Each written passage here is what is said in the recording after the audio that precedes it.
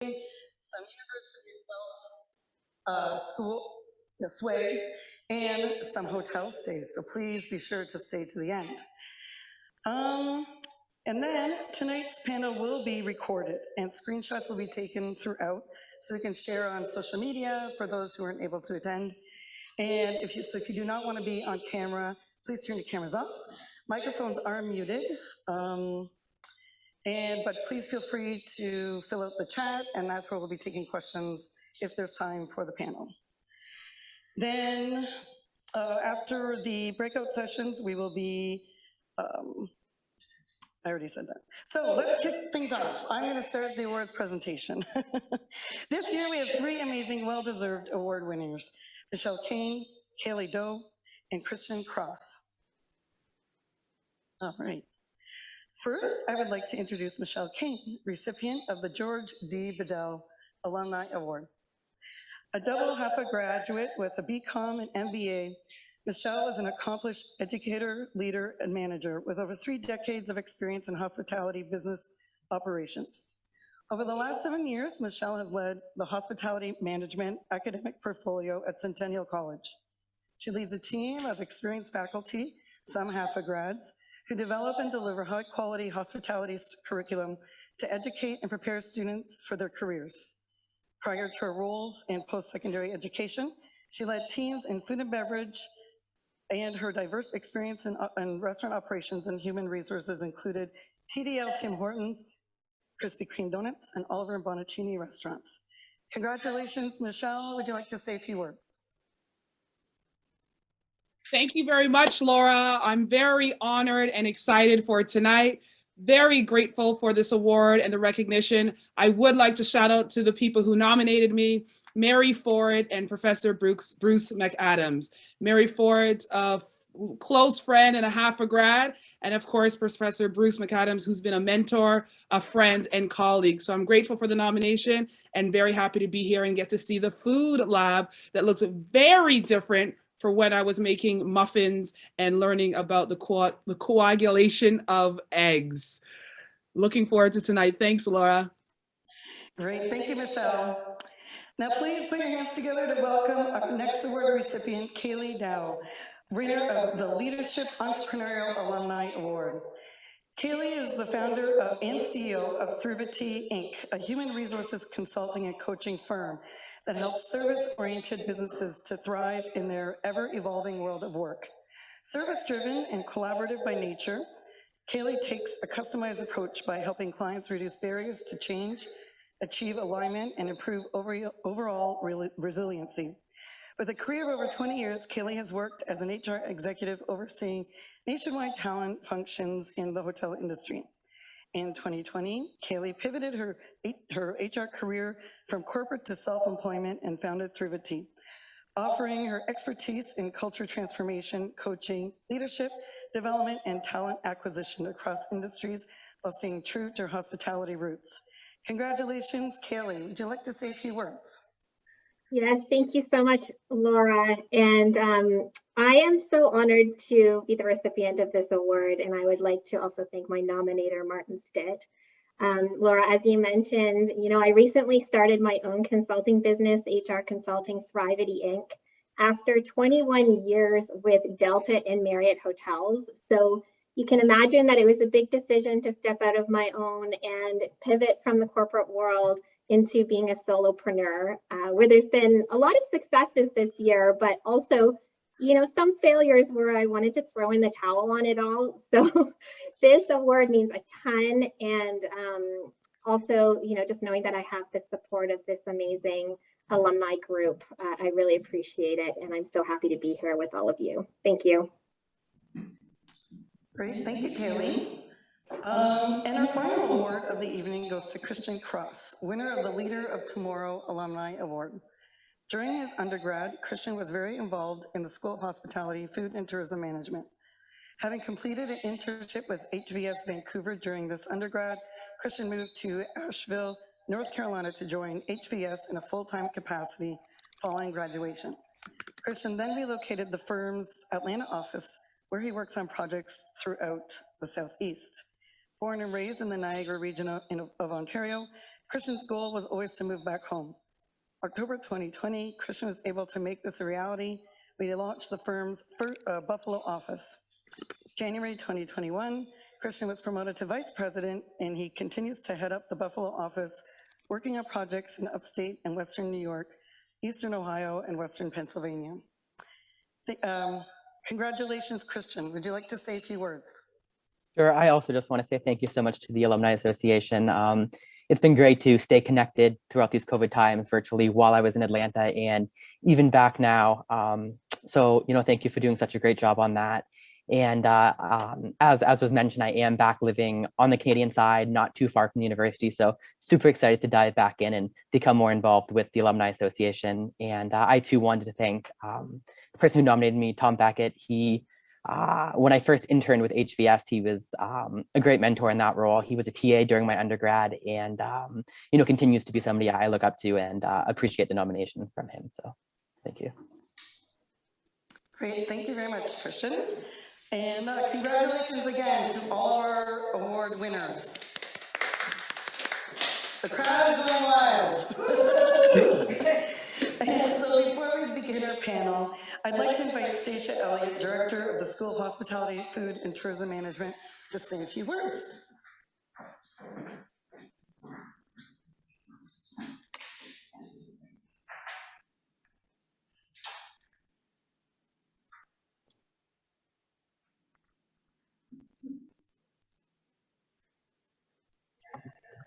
All right, testing. I'm going to assume people can hear me. Okay, thanks, Laura, and congratulations, Michelle and Haley and Christian. I can't think of more deserving alumni. You're amazing and leaders in our industry, and this is a social, and so for anybody who has a drink at home, join me in a toast. I have my nice cup of tea here and my face mask. To our winners. There. Have a drink. Next, I really want to thank Laura Bender and the members of the Alumni Association, Laura Baxter, Daniel Chang, Adam Fickus, Sandra Stewart Fernside, and Rachel Bach for their leadership of the Alumni Association and for organizing tonight's event, along with Rebecca Gordon, who's a master's student and a undergrad of the school, and she's working as our lab manager. So thanks to everyone who's made this happen. And last but not least, welcome alumni to everyone who could make it to our new Anita Stewart Memorial Food Lab. I hope you like it, what you could see of it. We think it's pretty impressive.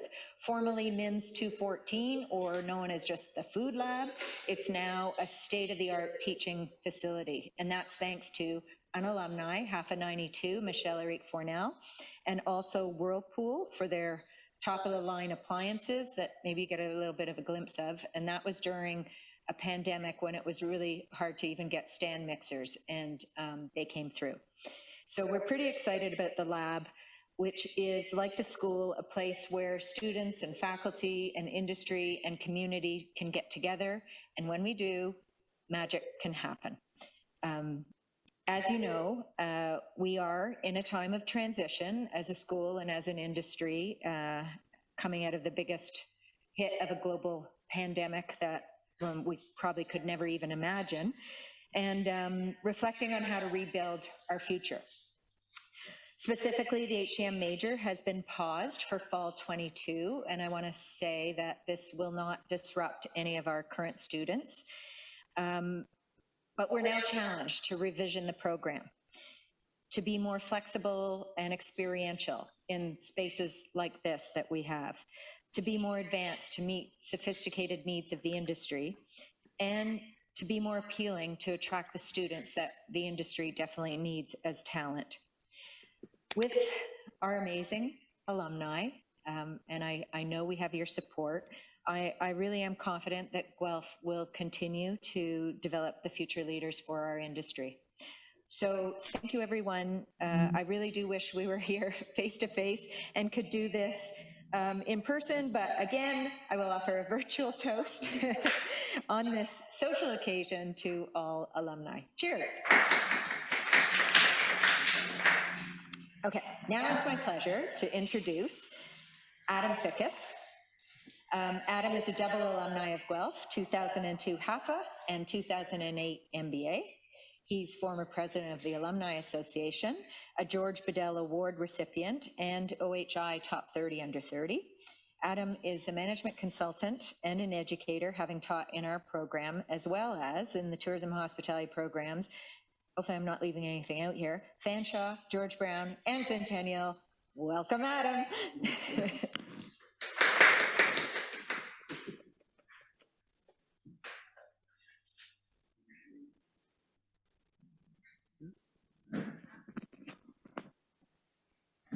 Thank you, Stacia. Welcome, everyone that's in attendance tonight. Alumni, former professors, current professors, University of Guelph, current employees. Thank you, everyone, for coming tonight. It's my job tonight to moderate our lovely panel of award winners. I just want to congratulate each and every one of them. Michelle Kane, Kaylee Dow, and Kristen Cross, all super deserved of this year's awards. So over the course of, say, the next 20 minutes, I am going to ask a series of questions, and then at the end of the panel discussion, we're going to look to the audience to see if they have any specific questions for our panelists. So to start right in, I'm just going to kind of frame where we're at in terms of hospitality and tourism in Canada. So this comes out of a wonderful Statistics Canada publication, but I thought it was very fitting to kind of frame where this all started. In March 2020, the government imposed travel restrictions and border closures aimed at containing COVID-19, which brought travel to and from Canada to a near standstill. In fact, the #1 international arrivals to Canada from other countries fell by 54.2% from February 2020, the largest single monthly drop in travel since 1972. Most hotels were empty by the first week of April 2020. Hotel occupancy rates pummeled below 20% across our nation. Now I'm going to start with you, Michelle. Given our current state of the pandemic, what are your daily challenges in your role? Wow, an easy question. Thanks, Adam. I have no challenges. Everything's fantastic. But seriously, it can't compare to our colleagues in the industry and on the front line. So as much as I do say that I speak from a place of privilege, I work in academics, I work from home, and thankfully Centennial's been blessed with students all semester, all year. So I am grateful for that, but I do appreciate our colleagues out there either trying to opened, or trying to find another job. So from my perspective, I can speak about students and the industry that often reaches out to us being Centennial College, and I'm sure a lot of my colleagues in other colleges looking for staff. And we're concerned. I did a quick count today. There are 15 out of 24 Ontario colleges that offer a hospitality program. And if everyone had, on average, 100 students graduate last June, that's what, 1,500? That's a very conservative number of graduates in the marketplace right now. And for some reason, our industry still needs staff. There was a staff shortage before the pandemic, and now it's worse. So I feel for our colleagues out there on the front lines. When it comes to staffing at Centennial College, again, blessed, privileged, we have fantastic faculty, a lot of them on this call right now, a lot of HAFA grads, and we have great facilities. So the pain really that we feel is for our colleagues. Sure, we've seen a dip in enrollment, and for most of you that know that post-secondary, both colleges and universities depend on international students. Yes, we've seen a dip, and I know that Guelph has seen a dip as well, but we're still open. We're still educating students, and we're still working hard to prepare them for hotels and restaurants, event spaces, tourism. So from our perspective, we're trying our best to prepare. we are reaching out to industry to find out what is needed to better prepare our students. Typically, college graduates hit the ground at front desk, housekeeping, counter service, bartenders, and then with education and sometimes more education, they end up being supervisors. So we have this opportunity to be a great supplier to our industry, but we really don't know what's happening to the graduates. We really don't know why they're not going into the industry or they're not staying. And I think that's a big question for us to work together to find out the reasonings. We suspect some reasons, we have some guesses, but that's what's really concerning us right now is the future of our industry. Our graduates entering this industry, what's happening to them, why are they not staying, how we can help our industry. That's really what our discussion is. Are they prepared? Are they realistic about what's happening when they get out there, and what we can do to help them stay and work with our industry partners? Like I said, there's a lot of guesses of what's happening. There's some research. There's a lot of articles of why people may or may not be leaving. But I think there's an opportunity for us in education to really find out what's happening. Awesome. Thank you so much for your eloquent response, Michelle. I'm going to shift it over and we're going to stay with the topic of the labor shortage. Reading from Tourism HR Canada, most recent blog post suggests that we're short about 300,000 positions year over year when compared to 2019. Kaylee, I'm going to jump to you real quick. What are you seeing from your HR consulting business and your standpoint or your lens when it comes to challenges that the tourism and hospitality industry are facing? Yeah, and thank you, Adam. It's a really good question. And what I'm seeing from my consulting business, you know, I do consult in the hospitality and tourism business, but I also have clients in other industries as well. And in addition to HR consulting, I also do coaching. So I help individuals to pivot career. So I do have some intel there from a variety of different angles. And the labor shortage isn't just in hospitality, it's actually hitting all sectors. You know, I'm sure many of us have heard that we're in a time that's being coined as the Great Resignation, where, you know, up to 40% of Canadians are thinking about pivoting and changing their career, and they're really looking for sort of a realignment of their career to their values. So there's certainly a pull on talent there. There's kind of a trading. There's a lot of free agents out there right now. And for the hospitality industry, it's really going to come down to our ability to cater to what the workforce is looking like today. And quite honestly, the way that we've operated in the past is quite counter to that. So I think our greatest challenge is going to be shifting into this new reimagining of our employee experience and how we are going to put that promise, whatever, you know, our value proposition will be, into practice to attract the right talent, either from other industries or back into our industry if they've departed. You know, a lot of individuals are leaving our industry, and they're going to, you know, industries like tech or a lot of the startups that sort of promise that balance and flexibility and kind of, you know, moving and shaking lifestyle. So certainly I think that's a challenge and sort of a new way of workforce that's emerging. Brilliant. Thank you so much. Over to you, Christian. Talk to us a little bit about the types of projects that you're seeing currently, and if any effects you're seeing in, I guess, the Buffalo market on the labor crunch.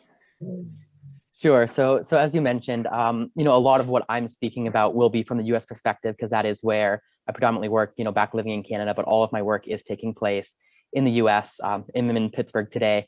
So yeah, we are seeing, you know, no surprise, we are seeing that big labor shortage.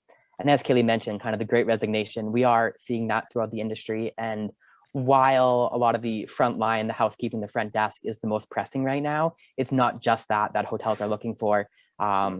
It's you know, managers or assistant general managers, supervisors, you know, throughout the industry, and even some people who maybe weren't laid off during the height of the pandemic have kind of really took this time and reevaluated if this is what they want to be doing, or maybe kind of fallen out of love with the industry a little bit during this time. So certainly been a challenge, throughout the whole system. The big labor challenges there. In terms of what projects we're seeing, development costs are extremely high right now, so that's been kind of on pause, especially with the uncertainty in the industry. So kind of a little bit slower there.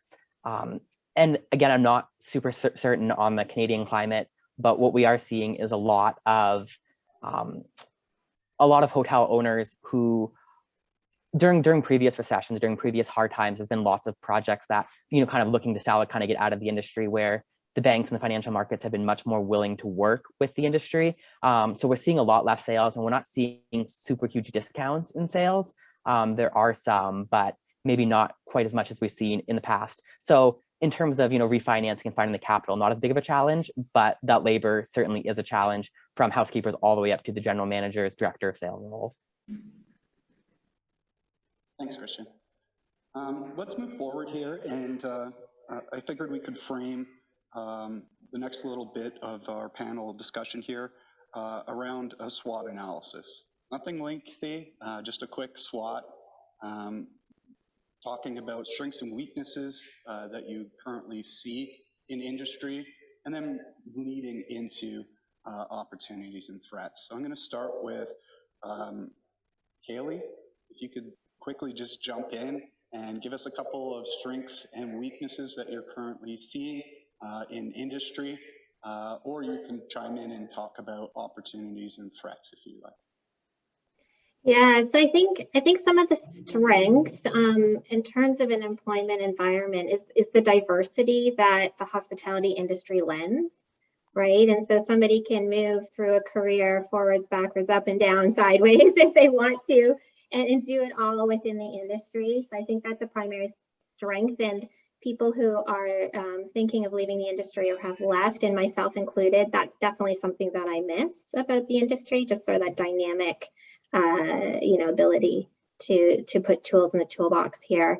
I think though the Achilles heel of our industry, there's a couple, and the one that I hear ringing loud and clear anecdotally is about the perception of work-life balance, right? It's one of the only few 24/7 industries, and shift work, and in a lot of cases when you're on for there's no stopping at 5 o'clock or whatever it is, and people are looking for that flexibility and that autonomy with their schedule and that predictability and that ability to plan their work and have work-life integration.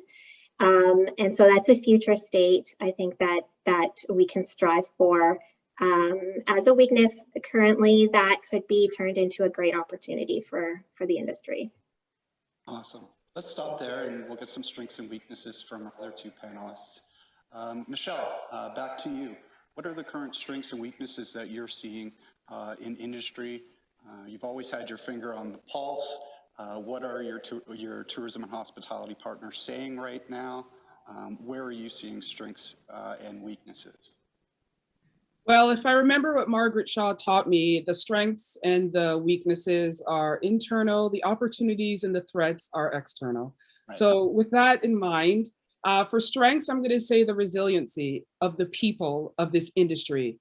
The ones that are trying to stick around, the ones that are, and I don't mean stick around that there's so much legal, but the ones that are really opening up and trying to play within the rules, do what they're supposed to do, social distance, even though right now it doesn't seem very fair that you can go to the Leafs game and sit right beside somebody, but upstairs in the restaurant you can't. We're still playing by the rules. Restaurant, hotel, events people, they are resilient. They've worked 18 hours. They've done a clopen. They've muscled through. So I think the resiliency is one of our strengths, and that's the people. Weaknesses, I have to, disagree with Kaylee, I think, is diversity. I think front lines, we are diverse in our industry, but right now when it looks at leaders, executives, general managers, when associations are looking to have a diverse panel and they can't have a diverse panel because there's not enough Black, brown, women, and men to come and speak to students or to speak at panels because they're not in leadership roles. They're franchisees sometimes, but they're also not included in the big discussions. and with publications and what the industry looks like from a leadership standpoint. I think that is a weakness when it comes to diversity and inclusion. Opportunity, the public misses us. The public, when we are in full pandemic, when we're in full lockdown, guests miss the restaurants. People need us in their lives. They need to travel. They need to have weddings. They need to have a drink. They need to have dinner with the people they really don't want to dine with. They miss us. They miss the other industries as well, but they miss us. So there is a love and an affinity on the guest side. People will always need to eat. People will always need to entertain. And so that is a huge opportunity that our industry is oftentimes overlooked, but was great. Sometimes you need a pandemic to realize how much you appreciate this industry. Tourism is a huge economic driver for this country. And it was for the first time in my lifetime, I think, that I've heard it on some of the campaign trails during the election season. So I think that's huge, and that's tourism, the umbrella. And I think that's a great opportunity. And lastly, our threat is Amazon and tech companies and people who can get jobs as a social influencer. That wasn't a job when I was twirling cotton candy at Wonderland. That was not an option. So those other jobs that have low barriers of entry, that you can do a startup from your basement and from your garage, that you can work at Amazon with the right shift supervisor and the right manager, and the tech industries and every other industry that appreciates the training that you get in hospitality and want to take that and turn that into and take advantage of that and bring that to whatever industry that is. So those industries are our threats. Brilliant. Thank you. Can everyone hear me? Just doing a quick check. Yeah. Okay. Thank you, Michelle, so much. So we've got some great things right now in terms of diversity and celebrating diversity, work-life balance. Are there other things that you wanted to add, Christian, that perhaps our other two panelists have not mentioned as of yet? Yeah, no, I think I agree with most of what has been said. Again, coming from the US perspective, where a lot of our states have lifted all COVID restrictions, we really are seeing the uptick in demand. So, kind of hopefully as we get COVID under control a little bit more, and we are able to travel a little bit more freely, back in Canada, we will see that demand coming back. So that's certainly a strength I'm seeing here in my US markets, is demand is coming back. There is that pent-up demand, and it's materializing, especially now that a lot of the COVID restrictions have been lifted. One of the challenges we are still facing, though, is just the logistics of travel. International travel, a lot more hoops to jump through. The US land border remains closed to cross over from tourism for Canadians there. And even like flights and rental car booking has been extremely challenging. Rental cars are sometimes going for like $700 for a weekend. So some of the logistics of travel has been a big challenge. In terms of opportunity, I've seen also in the chat kind of a lot of talk about meetings coming back. As we have less restrictions here in the US, we really are seeing a lot more in that really big desire to meet in person again and have those big events and conferences. So a lot of the cities are still struggling a little bit, just because the big conventions are booked, a year or so in advance. But we are seeing that demand incoming. And then kind of the threat going forward, I think the labor issue is extremely tight right now, but I think it's going to continue to be a challenge going forward. And I think a lot of the hotel industry overall has recognized that, switching more to mobile key or reducing the need for daily housekeeping and letting it be only upon request, which, most guests we are seeing are okay with. So maybe we can reduce some of the labor burden by implementing some of those challenges. But I think labor will continue to be a threat, but also there's an opportunity to kind of offset how much labor is needed going forward. Mm-hmm. Mm-hmm. Very good. Kaylee, let's go back to you. Do you have any opportunities or threats that you'd like to add? I think I mentioned that the opportunity is really the flip side of our weakness. There's really an opportunity to figure out how to work more flexibility into all levels of how we work within the hospitality industry. And I think our threat, is that we are up against not just other competitors within our industry. Our competitors are now all employers across all industries. And so, I think part of our opportunity is to not just benchmark within our industry, but to be really looking at what are other employers doing out there? You know, we hear everything from the Amazon to the startup and some of the progressive things that they're doing. What nuggets can we take from their progressive practices that we can work into our own future? And you know, there certainly are some there that we can talk about later, I think, in our questions. Awesome, brilliant, thank you.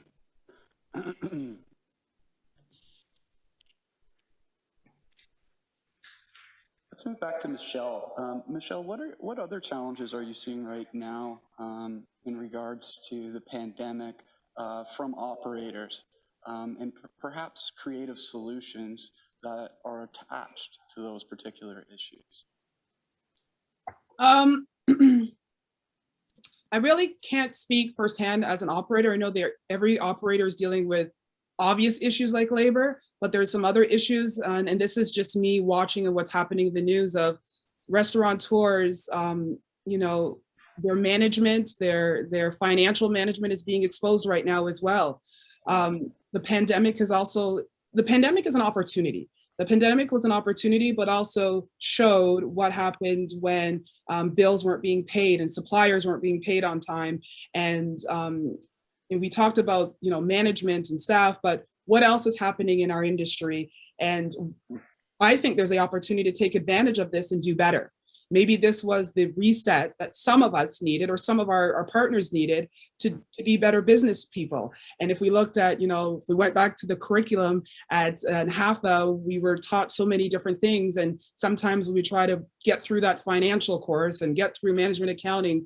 But those were important courses for a reason, and making great decisions in our policy classes. And, you know, a little bit of a commercial for all the curriculum and the great curriculum that does to provide to prepare you for this industry. But if you're reading the news, specifically in Toronto, of restaurants companies that are either going in creditor protection or are being sued because they weren't managing those numbers. That's great that you have a fancy restaurant and you have all this great looking staff, but if you're not paying your bills, simple things, this is when it hits the fan.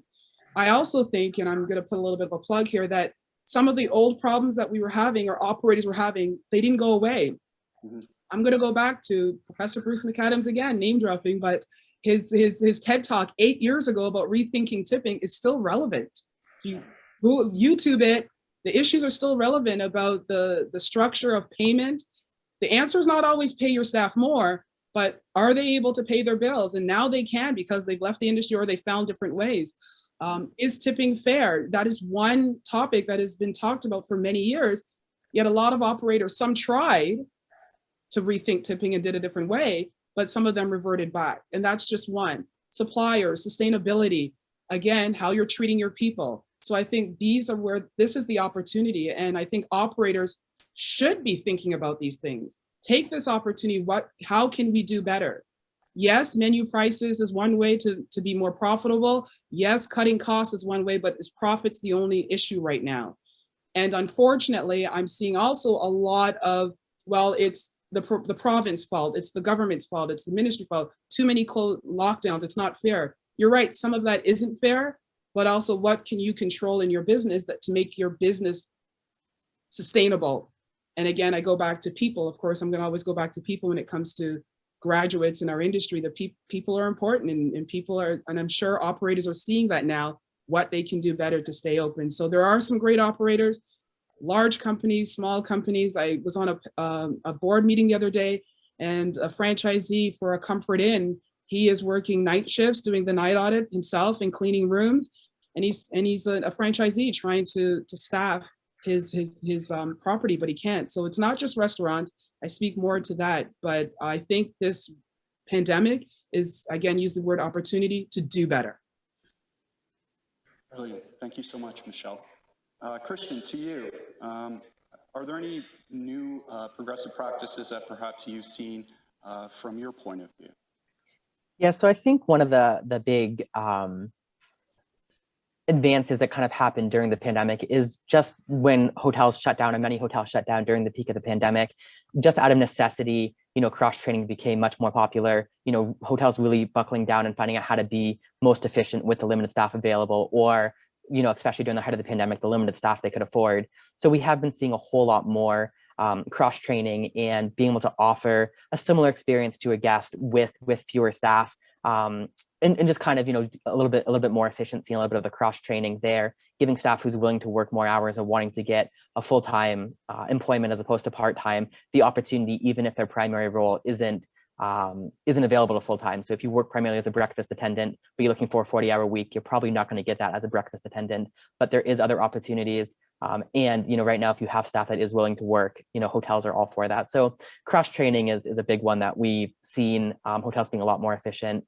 And then also, we have seen a lot of the brands really push forward on a lot of their mobile technology. And I know I touched on this briefly. It was both great for the pandemic when you can have the contactless check-ins, brands like Best Western, who previously had some mobile check-ins starting and kind of roll out, really advance that and really invest a lot of money to kind of get in that program up and running.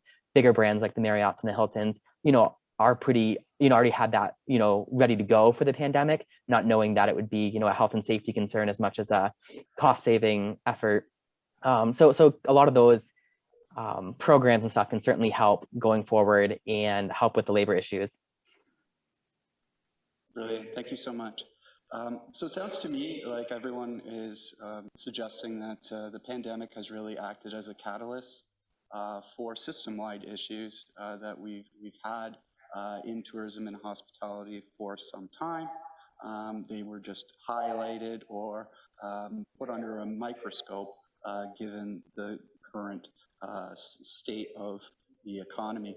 I'm just getting word here in my earpiece from Patrick Cook. Patrick, do you have any questions from the audience for our illustrious panel?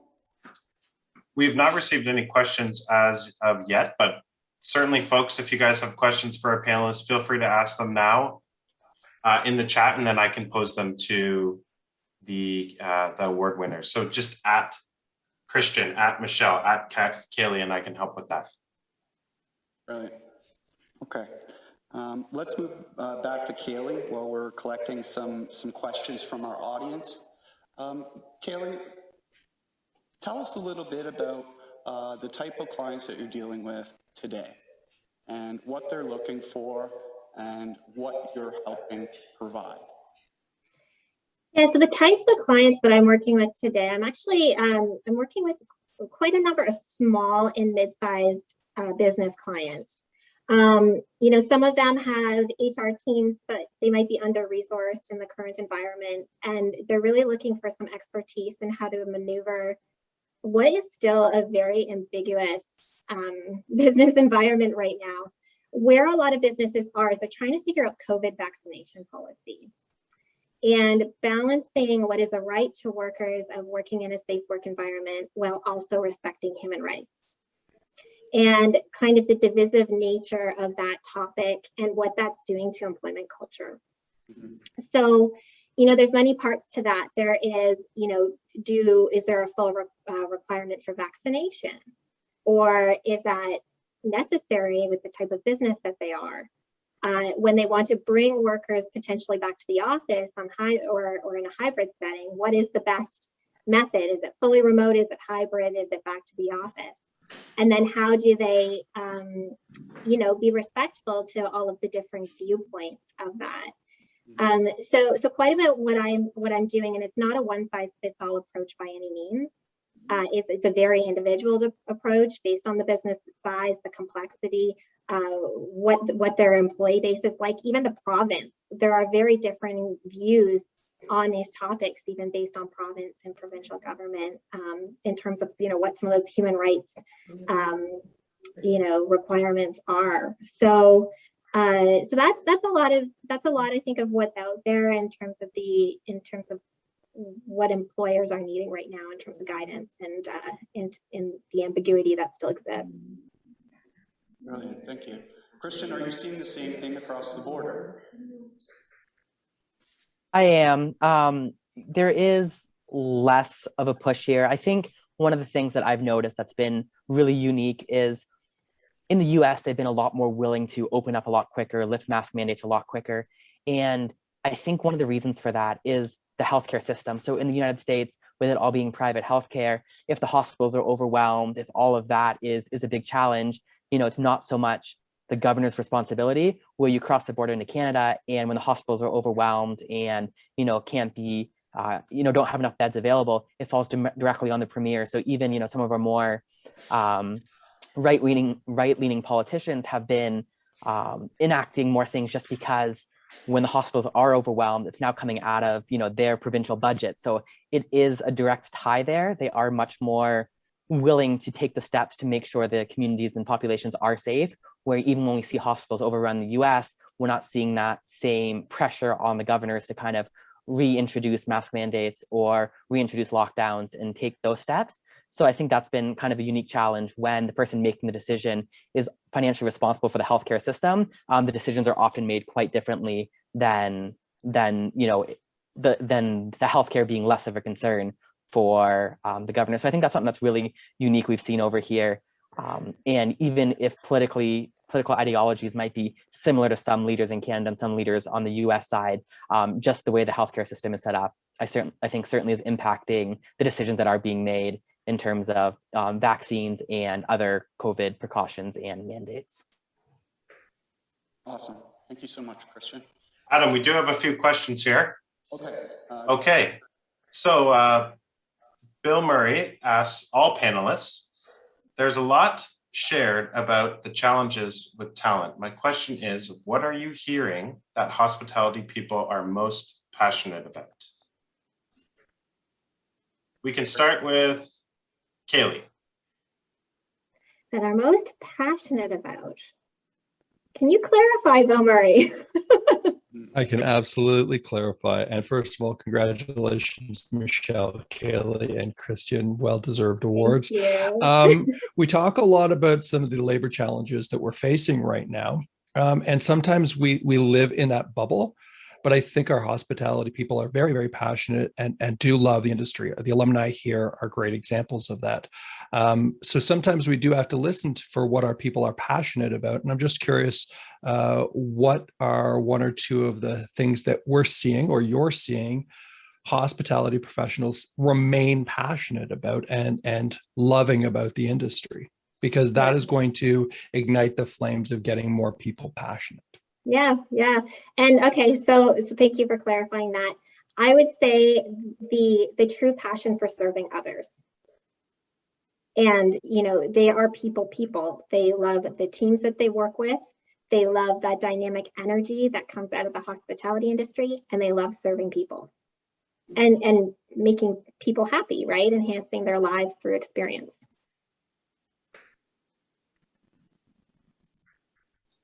Michelle? Anybody else?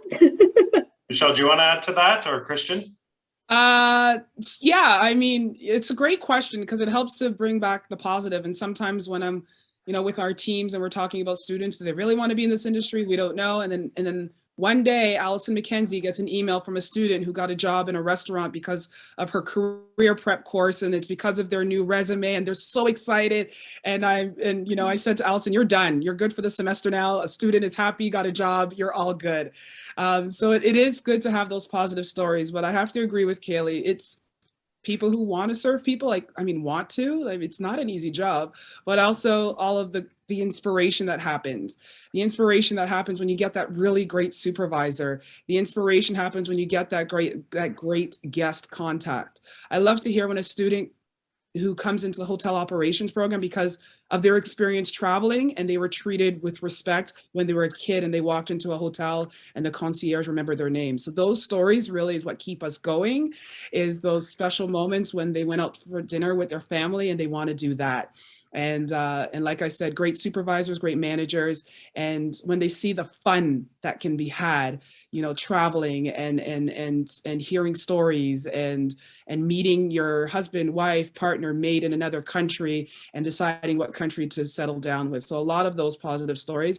But you're right, Bill, those stories often get buried in the I'm just trying to get a diploma type of stories, but we have to remind ourselves every day that this is a pretty phenomenal industry that we're in. Yeah. Can I just add to one thing that you said there, Michelle? I think that there's a real ability for people to feed their purpose in this industry, like the true purpose of, in a very tangible way, being able to to touch the lives or change the lives or enhance the lives of other people. And now that I've had the opportunity to work with a variety of businesses in different industries, I can tell you that most are not like this at all. You know, it's a very special, it's the secret sauce of hospitality. I think that comes from the dynamic of the type of people that we are, right? And it's not like that everywhere. Really, really great points and great insight. Christian, did you have anything to add on this? Yeah, subject? I'll be quick, Yeah. but as Kaylee mentioned, I saw Professor Murray's question come in, and the first thing I wrote down was people, you know, which is the line she used exactly. But I think very much in our industry, you know, I don't know how many people are, you know, passionate about getting there and, you know, cleaning a toilet after a guest has been in the room. But it really is in our industry, you know, we love serving people, we love interacting with people. And a lot of the reward we get is making an event memorable for somebody or having that special interaction. And I think that's one of the reasons why the pandemic has been especially hard on the labor situation, and many people have left the industry, is because it's, you know, long hours, often hard hours, maybe not as high paying as some other opportunities out there.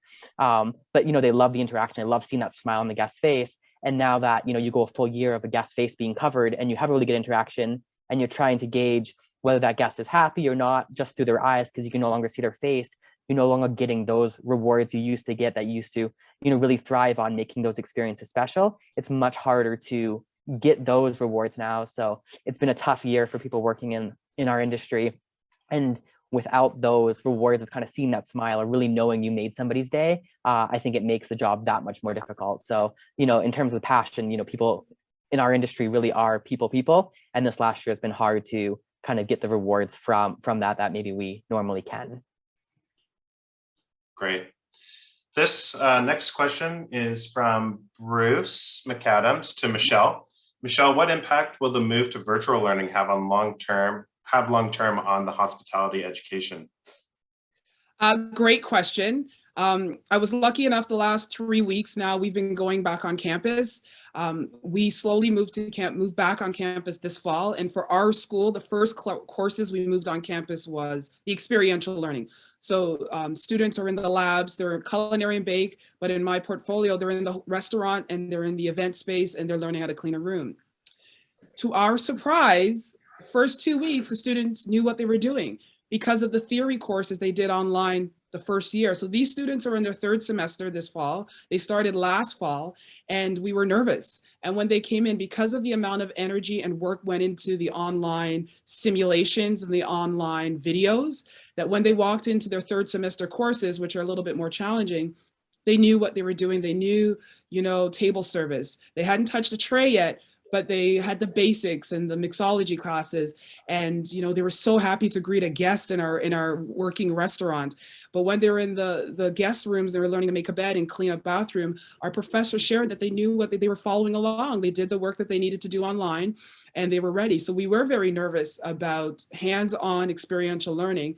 We're still nervous about it. We still have a lot of students learning online, but the students that are on campus right now are a good example of the work is working. Right? It is working, and they'll still have their fourth semester, which is their work integrated learning. Well, they'll be working the restaurant full time, or they'll be working in industry with our hotel and restaurant partners. So they still have another semester of hands-on learning, but the theory that we did online, we have amazing professors. And again, some of them are online, Kristen Strani, Jennifer Mueller, worked with instructional designers, professional instructional designers that worked with the professors and helped them and really help them understand what you're supposed to be doing hands-on, but on virtual, like computers, right? Using a simulation. We have a fake hotel and we have, you know, what it's like to check in a guest and what it's like to be a concierge and using your words. I mean, we really learned about the power of words and how to describe a restaurant space, the host desk and the bar area. And we really put a lot of work into it. So we're seeing that now with the students on campus. So it's not going to be perfect. We had this little concern that we're going to hear from industry. What happened to this student? They have no idea what they're talking about. But so far, we're doing a great job. Really interesting perspective, sort of taking that theory and putting it to practice and seeing that it's happening quite with a lot of fluidness. So I'm going to pivot to another question here from Amber. This one is to all the panelists. Amber Duell, what was an unexpected shift that you made in your career that had a positive impact on where you are today? And do you have any advice you can share on making similar decisions / career moves? We can start with Christian, because I started with Kelly the last time. So Christian. Sure. So I think the most unexpected kind of career move for me was how I started with HVS. So originally an internship came available in Vancouver between my third and final year, my third academic year and fourth academic year. Before graduating, I seen the internship. I thought, oh, it might be cool to spend a summer in Vancouver. I knew HVS had a good reputation. I said, this isn't at all the kind of work I want to do. I'm going to go out there. I'm going to work really hard for 4 months. Gonna, do really well in the job, leave with a good reference, and get a job I actually want, for when I graduate. That was kind of my thought process. So I seen this opportunity, thought it would look good on the resume, and went. And then after spending 4 months there, absolutely loved the company, loved the work, loved the culture. And yeah, here I am, several years later, running my own office, and couldn't be happier with that decision. So that was something I didn't expect to do. I kind of expected to kind of, do my 4 months and be done and kind of get into something I was maybe more interested in. But having said that, I didn't have a full understanding of what the work I'm currently doing was back then. So I kind of took the opportunity. I explored something new that I hadn't previously done, and it worked out extremely well. So if I was to offer any advice, I would, if there is something that is of interest, go ahead and take that chance and see if it is something that maybe is of interest. Dip your toes in, meet the obligations and meet your commitment that you sign up for. But other than that, take those chances and explore what opportunities are out there for you, and kind of find your niche within the industry. I know oftentimes within our industry, it can be a little bit tiring or kind of, wobble around where we want to settle in the industry. So I encourage you to explore, because the industry is so vast and so many different opportunities and different things we can do within the industry. So, don't be afraid to poke around and kind of find where you fit. Great, thanks, Christian. Michelle, did you want to add anything? This was the pivot in our career. That's right. Yeah. What shift did you make that had a positive impact? And do you have any advice you can share on making similar decisions in career moves? Well, first advice is oftentimes we're told to make, goals, vision board, know what you want, go for it. For me, that never worked for me, really. For me, I would say I think if you're so focused on that goal, which is good, but sometimes if you take off a blind every now and then, in your peripheral, there's things that you didn't realize, like, oh, sure, let me try that. So that for me, that's advice, is don't be afraid of what's in the peripheral. I was blessed with so many opportunities and doors that opened for me. And I was in human resources unexpectedly. And one day, a leader who works in the company, I'm really trying not to say Bruce McAdams, because you just keep saying the name over and over again. People are like, oh, really? Come on. But I'm good. It is what it is. Yeah, the name drops are okay. But it's that, right? So I was blessed with this opportunity to be in human resources because Bruce saw something in me that would fit. And it did, and I was very grateful for it. But while I was in HR, another leader in that company, which was Oliver Bonacini Restaurants, came back to Oliver Bonacini after leaving. And he said, listen, while I was gone, I was teaching 5 courses. I can't teach all 5. Now that I'm coming back to Oliver Bonacini, do you want to teach a course? And I'm like, teach? No, sure. I never thought of teaching. I've been in training and development. I'm obviously a talker. So sure, let's see how this works. So I took his one course. The gentleman's name was Scott Bellhouse, who I think is supplies an award to HAFA, so I appreciate saying that name as well. And so I took a course that I took over a course that he'd been teaching at George Brown, and it was human resources and hospitality, and it seemed to be a good fit, and it fit.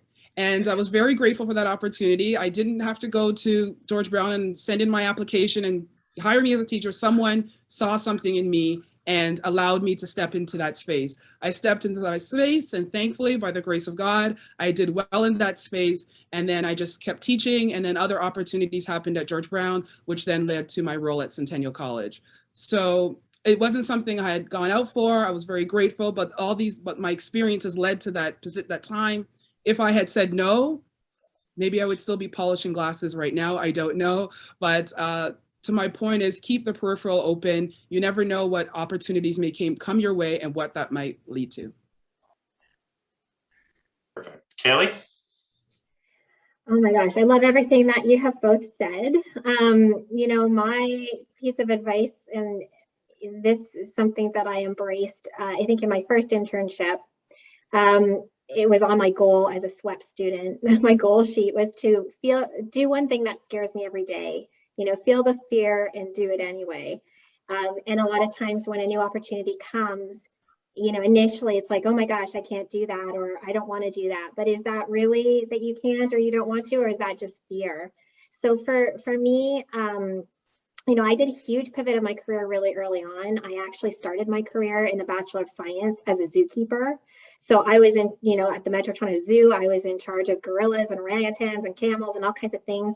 And I absolutely hated it. Like, I really thought that was my career track, and I was at University of Guelph. But you know, like Michelle and Christian, you know, my boss saw something in me. She said, you know what, you're not a scientist, you're not a zookeeper, you're a people person.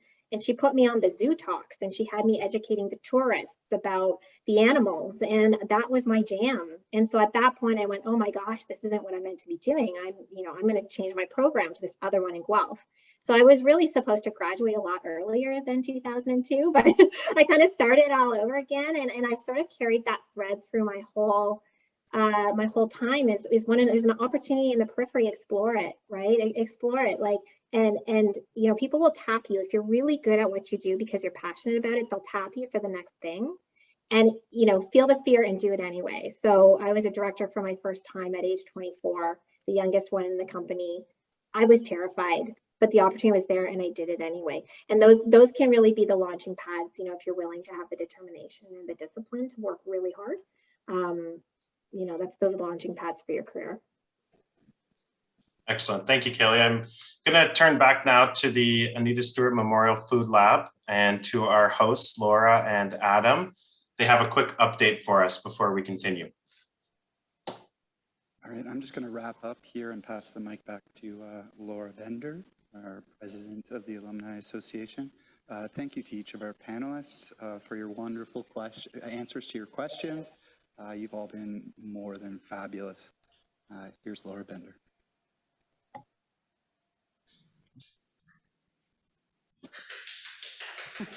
Thank you, Adam. All right, so at this point, we're going to have break out into networking groups. But instead of that, you know, we're a little bit of a smaller group tonight, so we thought it would be nice to just stay on as we are. And so if everybody would like to turn on their mics or whatnot, we could go around and just network right now all together, or we could continue with some of the questions, and whoever's asking the questions can go ahead and ask, and anybody can answer. We have until about 7:15 or another 15 minutes. So who would like to begin?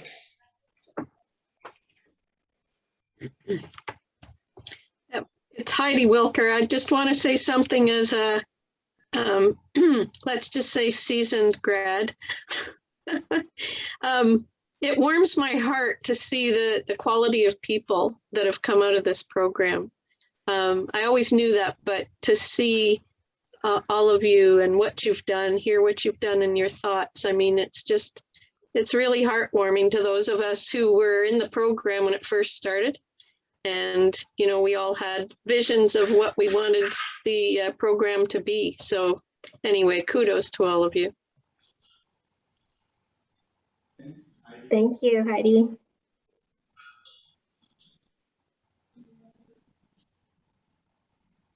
Well, I'll keep asking questions, and if people want to answer them, or I think, Bruce, you brought up a really good point. All panelists, but maybe this can be addressed or answered by everybody regarding the Mental Health Awareness Month, which is October. And it seems to Bruce that the industry is starting to address this issue.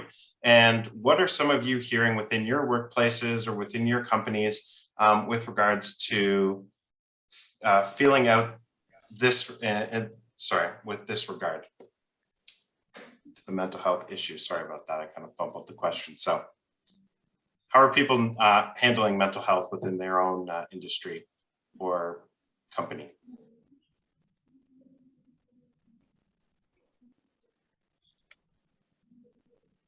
I can go first, Michelle. I see you're about to speak.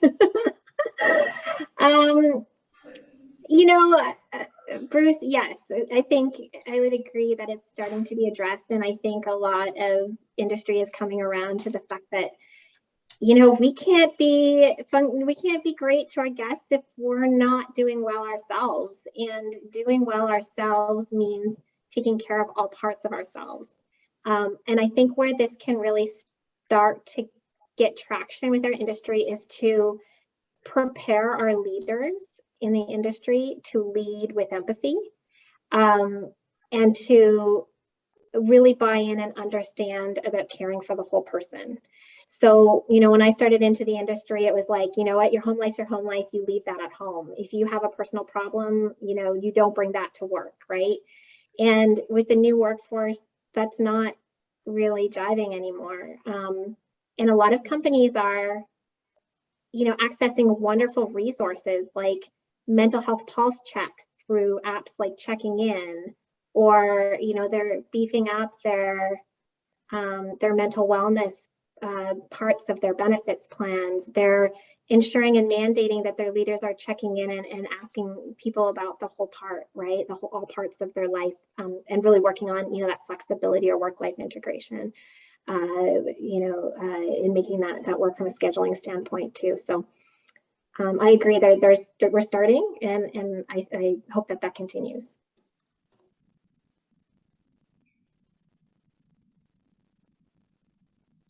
Michelle, did you have anything to add to that? No, I think you said it perfectly. Okay. Thanks.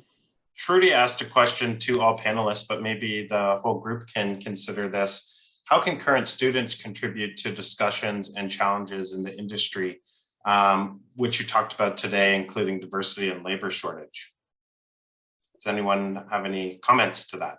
I think they already have. I saw a couple of articles in Hotelier magazine and Food Service and Hospitality written by Guelph fourth semester students, and I was so proud and amazed that they were taking on, you know, tough discussions head on. And I think we need more of that, because I hate to use the word generation, but this generation coming out of you push the envelope better than we ever did, and you're more honest, and you're more empathetic, and you're more tolerant.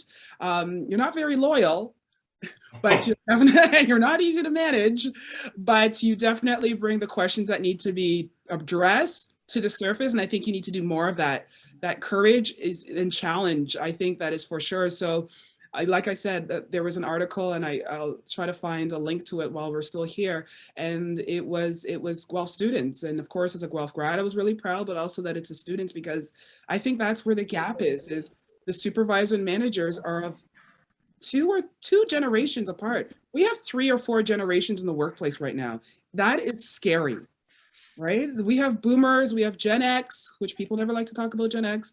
We have millennials, and I apologize, whatever the other ones are called, Zennials or what have you, but all in the same working area, all in the same atmosphere. And it's scary, and I'm glad I'm not out there. I'm very privileged in the education system, but yeah. So why do we have a labor shortage if we have all these generations working? Because they're not loyal, and they're not going to take no for an answer. They're not going to take being told you can't have a day off. And they're smart, and they're intelligent, and they know their rights, and they know what's right and wrong. And you're not making me feel good about myself, so I'm not going to come tomorrow.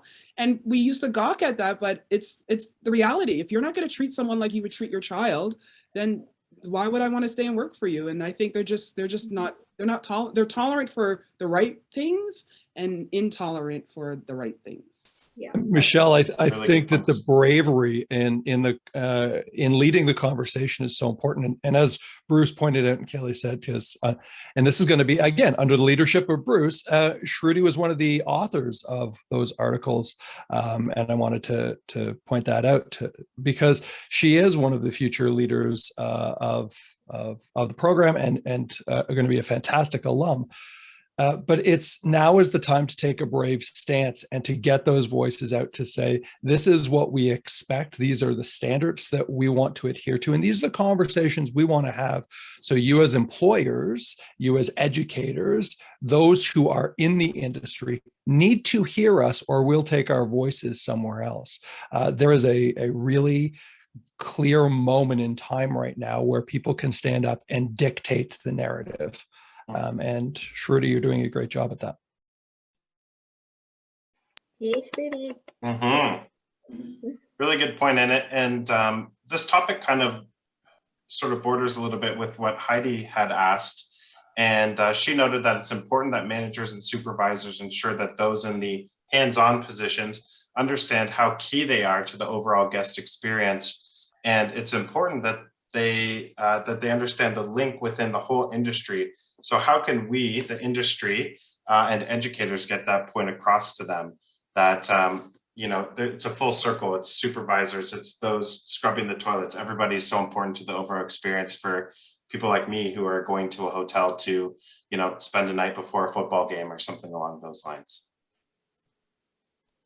I would like to say one of the things I think is important for us to remember as leaders to those people and as educators, to communicate who are the customers. Like, I'm in sales and there's a big part of that in the equation that I work with, but when you're frontline in a hotel or you're in a restaurant or you're working on a cruise ship, remember that some of these people, you know, travel is very popular now and a lot of people do it more commonly than in the past, but for a lot of people it's not.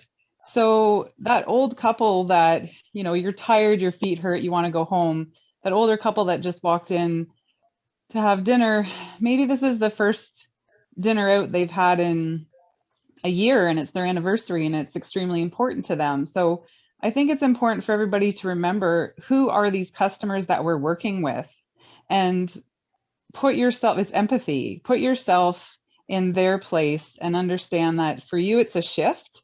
For them it might be they just went to a funeral and the last thing they need is somebody who's feeling really crabby to be rude to them at the restaurant because they're trying to get home and finish their shift. So I think it's leaders reminding their staff at work, at training, when you have all associate meetings, keep reminding everybody who our customers are that are using our services and going on trips.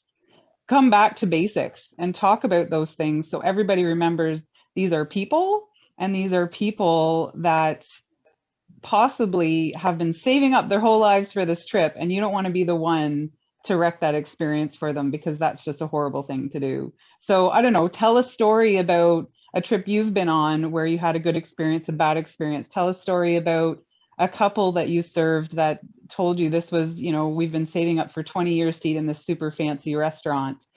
Make sure to bring it back to that, because there's a lot we can learn in school and there's a lot we can learn, you know, in training, but I think it's really just understanding who your customer is to help people keep that level of service going. Yeah, I had an experience when I was a conference service manager at Delta in Mississauga. I was in the cafeteria one day, and I know that the banquet porters and whatnot always felt like, well, we're just slugging tables and, you know, putting on tablecloths, and that's all they could see. They couldn't see how they were such an important part of the whole process. So I went into the cafeteria one day and I said, I just want to thank you guys. You know how important it is, you know, for what you do, and how, you know, I can work out all the details with the clients to the nth degree. But I said, if you guys don't do it the way it's been put down on paper on the banquet event order, I said, now we've got a client who's, you know, had to take time away from doing something important to get this event going. And now they're pissed off. And, you know, I said, when you set things up the way they've been asked, I said, you're the winners. You know what I mean? Like they looked at me with these big eyes as, you know, they'd never heard anything like that before. So I think it's really important for managers and supervisors to really try to get their staff to understand how everybody fits together and how everybody's important. I mean, we had a general manager at one time that told the guys in the kitchen, you know, he said, I could be away for 3 days, but if we don't have a pot washer in the kitchen, you know, we're in big trouble. And these guys just went, oh, you know, it was a big aha moment. So anyway, that's kind of what I was trying to get at too. but you said it very well, Rachel.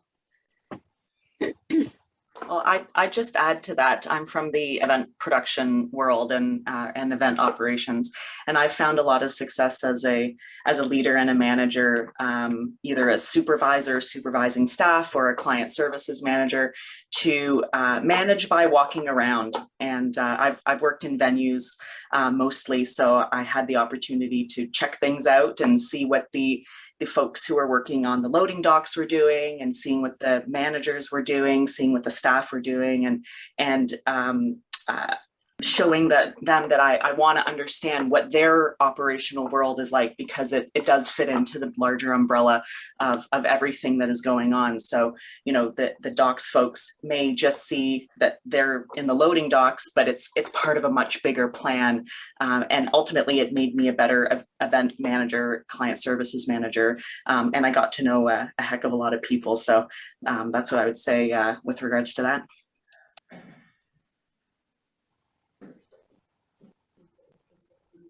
I'll pull in something that Jennifer had mentioned about, and maybe this goes back to the multiple generations working within the industry at one time, but maybe the older generation who were mistreated or treated with more aggressive tactics in terms of leadership and managerial skills, that doesn't apply to today's new entrant into the market, right? The new employees are not wanting to be treated in that way, and we all understand now that that is not something that is appropriate. So do you think that, you know, as the generations age out of the industry, retire, move on, that it'll get better? Like, current leaders will understand that they need to treat people with respect and dignity? My thought about that was also when you said, the question was, how do we get employees part of that conversation? I think that employees really want to be part of that conversation, but if they've been shot down once or twice, and sometimes it only takes once or twice to say, you know, I have an idea for, you know, changing how we do something, or I'd like to, you know, maybe if we could make a purchase of something, it will, you know, help us serve our customers better. And all it takes is one manager to say, who are you to make that suggestion? Then they don't want to be part of the conversation anymore. So I think it's a matter of, you know, changing that dialogue and making sure that they feel comfortable, because they are the future of the industry. And I think the more that we kind of give them that power and that message of, you know, your voice matters because you're going to build what the future is. And you know, I think that Bill said something about standards. I still think that they have to be held to a certain standard, but they can contribute to kind of building those standards on a daily basis. So I think if the less we shoot them down, the more they'll be willing to participate. Thank you, Jennifer. I'm going to turn it back to the Anita Stewart Food Lab. Laura's ready to connect with us again, so take it away, Laura. All right, thank you, Patrick. Thank you, everybody. I feel like we could go on and on because it's such an interesting, you know, topic, and there's so many different things we can talk about together. And I know if we were in person, you know, we would definitely be having some drinks and be here for hours. But yeah, I'd like to, I guess, start wrapping up the evening. And first on the list is we'd like to do a little group photo. So I'm going to invite whoever's here in the room with me here. So Lisa's going to, I'm going to count to 3, and we're going to take a screenshot. So on 3, if everybody could smile and just hold it for a couple minutes, that'd be great. And we like to use these pictures on social media and things like that. And yeah.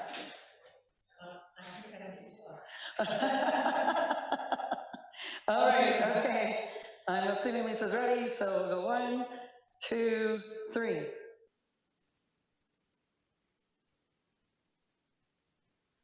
Hopefully we got something.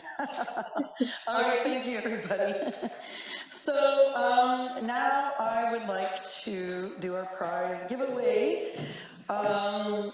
We've had some wonderful donations, and we have randomly selected names. I was just given the list, and I'm just going to go through all the prizes. Let's say that the first one, doesn't matter what order, okay. Okay, Adam, you pick up a prize and I'll say who the winner is. So the first one is Heidi Booker. So the prizes, for anybody's sizes, we'll reach out to you after and we'll send everybody the prize in your size. So, and for second prize, also from Lane is, we have this wonderful notebook, Allison McKenzie. And next we have, okay, why don't we do this one? It is a one night at the Courtyard by Marriott, Burlington, donated by Sandra, thank you. And the winner is Leanne Foti. Did I say the name right? Okay. All right, next, oh, that's for the survey. We're keeping one, so everybody fills out a survey. We're gonna do a draw for everybody who fills out the survey, and that's gonna be a red hoodie. So next for the golf shirt, we have Sinclair Woolridge as a winner. And then next we have one night stay at Quality Inn Kingston. Yes, we have 4 nights in total. So the first one is Quality Inn Kingston, donated by Rachel, who's on the board. Thank you, Rachel. And the winner is Daniel Reed. Next, Comfort Inn Kingston, Kate Shepherd. And then we have Holiday Express Kingston, and that is Jennifer Mueller. And the last draw is for the Delta Kingston, and that's Marnie Davis Preston. So, and like I said, we will be sending out a survey after, or Adam, do you want? So please fill it out, and we will do one more draw for this wonderful school hoodie. So I'll be looking for your inboxes. So congratulations to all of the winners. And yeah, I guess to keep wrapping up, I'd like to invite each of the panelists to just give one more word of wisdom each. And Michelle, would you like to go first? Word of wisdom.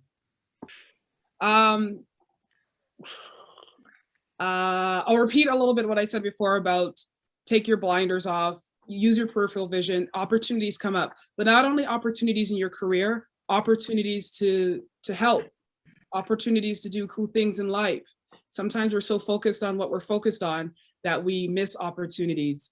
Opportunities to go on a trip, opportunities to stay overnight in Kingston and you didn't have that on your plans.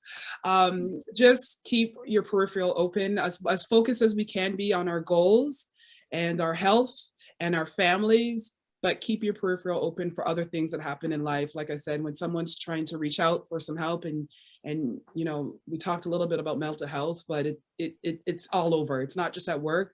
It's your neighbor, it's your sister who never talks about it, it's your friend that you haven't heard from in a long time, it's someone on a Zoom call who doesn't have their camera on and usually does, and you just send a note to say, hey, how are you?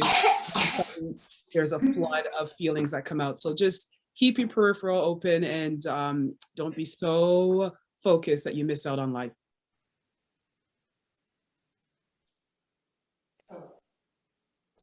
Okay, Kaylee, thank you, Michelle. Great words of wisdom. Thank you. I think what I would say in closing is never question your value. So, you know, we are HAFA HFTM graduates. Do not question the level of preparation that you've been given, you know, to bring value out there. I know it's hard times for some people. They've gone through some career hiccups potentially. We are, to Michelle's earlier point, some of the most resilient people. We have skills that are sought after widely. And so don't question your value. You know, stay positive, keep focusing on people and giving back out there, and it will come back around to you. So that's my word of advice. Excellent, thank you. And Christian. Yeah, I think my, final words of wisdom or advice was, this past year, the Great Resignation, it really made a lot of us kind of take a step back and look and see if we're doing what we actually want to be doing. Right now as employees, we have a lot of power. If we're not doing what we want to be doing, there are opportunities out there to find what you want to be doing. And as I mentioned, the industry is very vast, so hopefully you stay in the industry, but really find what you want to be doing. Make sure it is the right fit. Now is a great time to find that right fit. And for the employers or those of you hiring, make sure your workplace is the right fit, because there is so many opportunities out there. And earlier we were talking about kind of creating opportunities and making sure your team members feel valued. And I know one of my peers who graduated from the program with us, he was in a leadership management program with one of the big brands. And he was doing his job and doing quite well at it, and was kind of looking at maybe the revenue side, maybe I want to get into that, and kind of brought it to his superior. And they're kind of like, nope, like, you're more in the rooms department, like you're going to stay there. And it just blew my mind, because this is a person that brand had identified as a future leader in the company. They're in the management training program. And it wasn't like, sure, let's look for that opportunity. Maybe not right now. Maybe you won't start in that next week, but let's look for those opportunities. And that individual is no longer in the hospitality space anymore, because his superiors didn't provide that opportunity. So for the employees, kind of find what you want and go for it. Now is a great time to do that, because as employees, we have a lot of power. And for the employers, make sure your place is the right fit to keep the staff you have, especially staff that you've identified as being, future leaders in your company. Thank you very much. All great words of wisdom from our wonderful panelists. So on behalf of the Alumni Association Board of Directors, I would like to thank everybody for attending tonight. I would like to especially thank our panelists. Great conversation, and of course Adam for moderating, and for everybody who contributed tonight and participated, and of course to our sponsors. We'd like to thank them and thank you for coming. And of course we'd like to thank Lisa for her wonderful decorations. When it falls, so that a pumpkin, right? So thank you everybody, and thank you as well to the board and everybody involved in putting this together. This is our first hybrid event, lab, virtual. Hopefully next year we can actually meet in person, which would be wonderful. Please keep connected. Follow on Facebook, Instagram, LinkedIn. We will be sending out a survey for feedback after. Ideas are always welcome. And then I guess our next event will be the Career Networking Night in January 2022. And I guess that's it. Reporting live. We're ending from the lab. And thank you very much for coming tonight. And we'll see you next time. Thank you.